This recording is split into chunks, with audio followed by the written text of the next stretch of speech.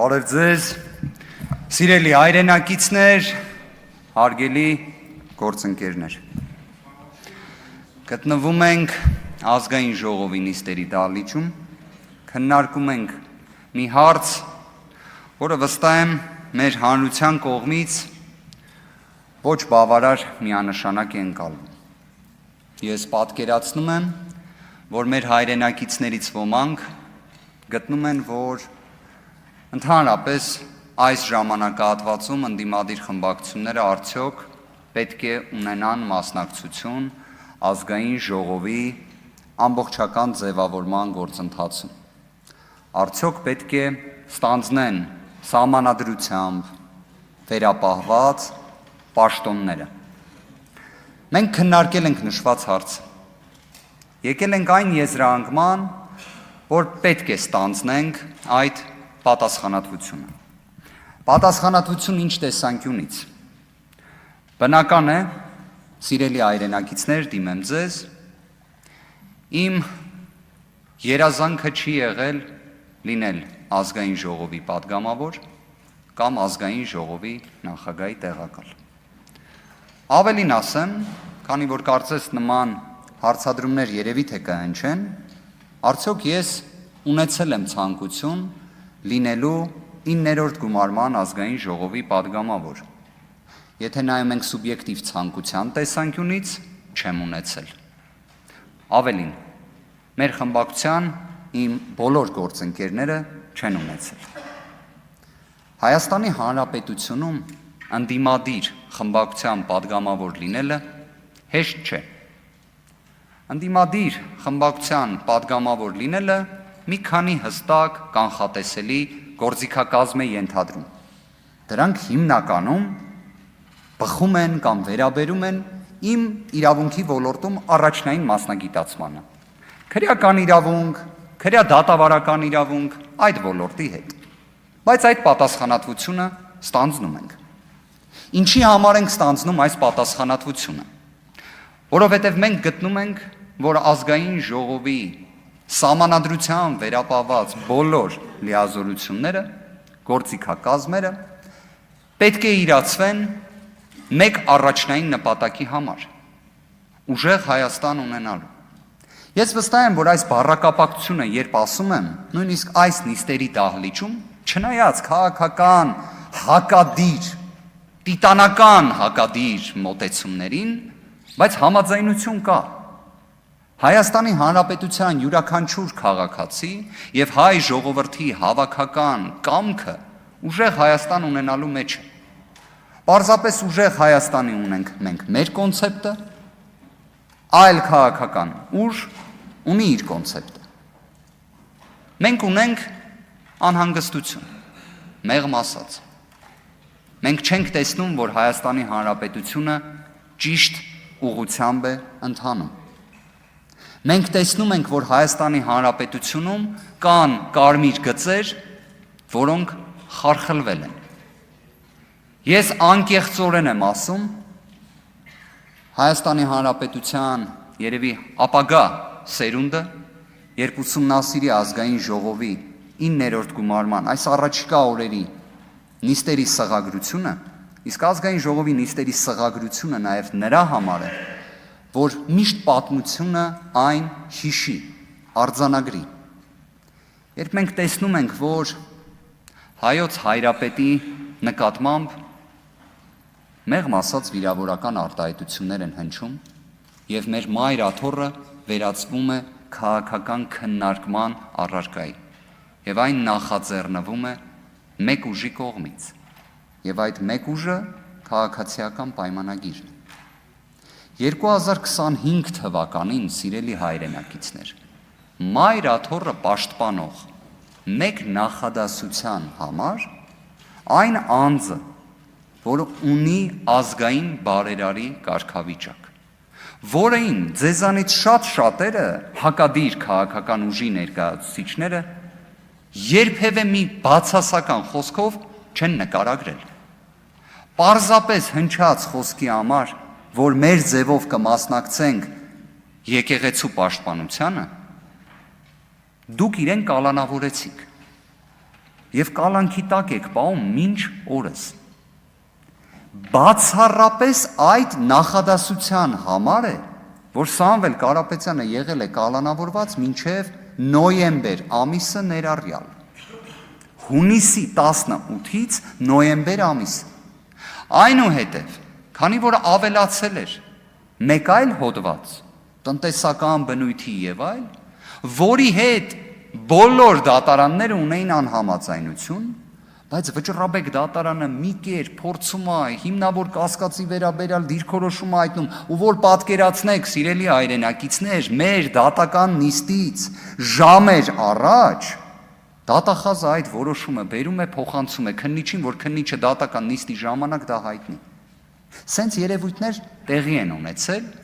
ես ներկայացնում եմ 25 թվականի հունիսի 18 հաջորդող ժամանակահատվածը, որ դատարանը նորից կալանքը երկարաձգի, 2 ամսով եւս երկարաձգի։ Գիտեք, իրավունքում ամենակարևոր կարմիր գիծը դա մարդասիրությունն է։ Ես ունեմ համոզմունք, որ վերջին 8 տարիներին մենք սրընթաց ընթանում ենք մարդասիրության ճգնաժամին։ Իրավունքի տեսության մեջ կա Հոբսի կողմից մշակված Լևիաթանի տեսությունը, որը որ պատկերացնեք պետական կառավարման, ինչու ոչ քաղաքացիական պայմանագրի ձևերից, իրացման ձևերից մեկն է նկարագրում, որտեղ մեկ մարմին մշտապես սնուցվում է իրավունքների սահմանափակումներով եւ չի հագենում։ Եվ այդ ժամանակ առաջանում է իրավունքի ճգնաժամ, մարդասիրության ճգնաժամ։ Մենք նենց երևույթներ ենք քննարկում 2026 թվականին, որ 1940-ականներին են քննարկվել, երբ անցում կատարվեց օրենքի գերակայությունից դեպի իրավունքի գերակայություն։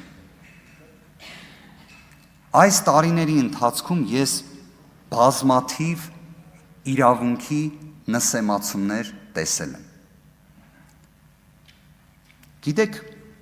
կալանավորված անձը դա միայն զուտ անձի կալանք չի, դա նաև կալանավորված անձի հարազատների, մտերիմների, հասարակական խմբերի ապրումներն են։ Այս նիստերի դահլիճում նման փորձությունով անցած մարդ կա, մարդիկ կան։ Տեսնելով այն անարդարությունները, որոնք տեղի են ունենում, իսկ ես համոզված եմ, ձեզանից շատերը այս նիստերի դահլիճում եւս դա տեսնում են, չեն կարող չտեսնել։ Այսինքն չեն կարող չտեսնել, որ դուք, իդեպ ձեզանից շատերը, ովքեր հիմա էլ ներկա են այս դահլիճում, ընդունել էիք նոր քրեական դատավարության օրենսգիրքը, որը նախատեսում էր, որ պետք է այլևս միայն զուտ կալանքը չլինի, պետք է լինի տնային կալանք, պետք է լինի վարչական հսկողություն, դուք եք ընդունել դա։ Ու այդ պարագայում շուրջ 7 ամիս օրինակ Սամվել Կարապետյանի դեպքում հենց կալանքն է կիրառված եղել։ Շուրջ 8-9 ամիս սրբազան հայրերի նկատմամբ հենց մենակ կալանքն է կիրառված եղել։ Եթե կա Հայաստանում մի մասնագետ, որը կարող է ներկայացնել մեկ ողջամիտ փաստարկ, թե ինչի համար է տենց եղել, թե ինչի հենց ձեր ընդունած տնային կալանքը, վարչական հսկողությունը համակցված գրավով չեն կիրառվել, ես կուզեմ լսել այդ պատասխանը։ Բայց ես կարող եմ ձեր առջև կանգնած, ձեր եւ սիրելի հայրենակիցների անեմ պնդում, որ այդ բոլոր կալանքները եղել են ապօրինի, եղել են սխալ, եւ դրա հիմնավորումը գիտեք ոնց կարող եմ տալ, որ չեք կարող ինձ հետ չհամաձայնվել։ Երբ այդ կալանքները փոխվել են տնային կալանքի կամ ավելի մեղմ խափաման միջոցի, երբեք դրա խստացման միջնորդություն չի ներկայացվել։ Ոչ մի դատախազ հետո չի եկել ասել, որ տեսեք, ոչ պատշաճ վարքագիծ դրսևորեց։ Այսինքն ստացվում է ի սկզբանե մենք ճիշտ էինք։ Ի սկզբանե, բայց տենց չի աշխատում համակարգը։ Ժողովուրդ ջան, մենք լրջագույն խնդիրներ ունենք այս ոլորտում։ Լրջագույն։ Հիմա երբ օրինակ իմ գործընկերոջ Ռուբեն Մխիթարյանի օրինակը բերում ենք, լավ ինչի համար էս մարդը պետք է անցկացներ 2 ամիս արդիկ ՔԿՀ-ում։ Ձեզանից որևէ մեկը չի ուզում ասի հարգելի քննիչ, հարգելի դատախազ, հարգելի առաջին ացյանի դատավոր, ինչի էր այս մարդը գնաց է կալանավորվել, երբ կար տնային կալանք, երբ կար վարչական հսկողություն, երբ կար գրավը որպես խափանման միջոց, իդեպ շատ կարևոր դետալ եմ ուզում ասել։ Մինչև 2022 թվականը Հայաստանում եղել է 3 խափանման միջոց ընդհանուր։ Կալանք, գրավ, ստորագրություն չհեռանալու մասին։ Անձնական երաշխավորությունը որպես սպეციფիկ ինստիտուտ դիտարկենք։ Դուք դա ընդլայնել եք, բայց դուք դրան հետևողական չեք եղել։ Ազգային ժողովի նիստերը, ես նշեցի, որ վերջին 4 տարիներին բավարար ուշադրությամբ չեմ հետևել, բայց երևի թե մեկ պատգամավոր է այս ողջ ժամանակահատվածում բարձրաձայնել այլընտրանքային խափանման միջոցների հարցը։ Դա եղել է իշխանական խմբակցությունից եմ խոսում, դա եղել է Արմեն Խաչատրյանը։ Կարող եք Արսեն Թորոսյանը ոչ թե հարց ու պատասխանի ձևաչափով է նշվածը բարձրաձայնել, այլ Արմեն Խաչատրյանն է նշված հարցը բարձրացրել, կարող եք սղագրությունը նայել, որտեղ էլ քաղաքական պատասխանը ձեր քաղաքական թիմի առաջնորդի եղել է հենց այնպիսին, որ ժողովուրդ ջան, պետք է այլընտրանքային խափանման միջոցներին ողջամիտ նայել, բայց տենց չի լինում գետնի վրա։ Ինչ ենք պատկերացնում մենք, որ անարդարության դեմ պետք է պայքարենք։ Խորհրդարանական վերահսկողությունը դրա հնարավորություններ տալիս է, այո։ Պետք է այն մաքսիմալ իրացնել միանշանակ։ Բայց մյուս կողմից մենք նաև, բացի մեր ազգային ինքնության տեսանկյունից սպառնալիքների, տեսնում ենք, որ Հայաստանի Հանրապետության առջև են ծառացած ծանրագույն մարտահրավերներ։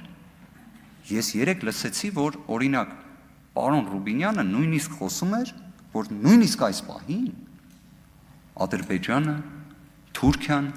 շարունակում են սպառնալիք մնալ Հայաստանի Հանրապետության համար, եւ սա ռացիոնալ դիրքորոշում է։ Ես իդեպ նշվածը չէի լսել վերջին կարծես մի քանի տարվա ընթացքում։ Հետևաբար մենք արտաքին քաղաքականության, խորհրդարանական դիվանագիտության տեսանկյունից մեծ անելիքներ ունենք։ Եվ ընդհանրապես Հայաստանի Հանրապետության ազգային ժողովը պետք է ծառայի Հայաստանի Հանրապետության քաղաքացիներին։ Իսկ ինչն ենք տեսնում առաջնային խնդիրը, դա բարեկեցությունն է, դա տարածքային սպառնալիքներն են եւ մարտահրավերները ընդհանուր առմամբ։ Մեզ մոտ մեր համոզմունքներում ոչինչ չի փոխվել։ Հայաստանի Հանրապետությանը պետք են փոփոխություններ։ Պետք են այդ փոփոխությունները։ Ձեզանից շատերը արդեն 8 տարուց ավել է ինչ իշխանության ներկայացուցիչներ են։ Ես կարծում եմ ձեզ մոտ եւս որոշակի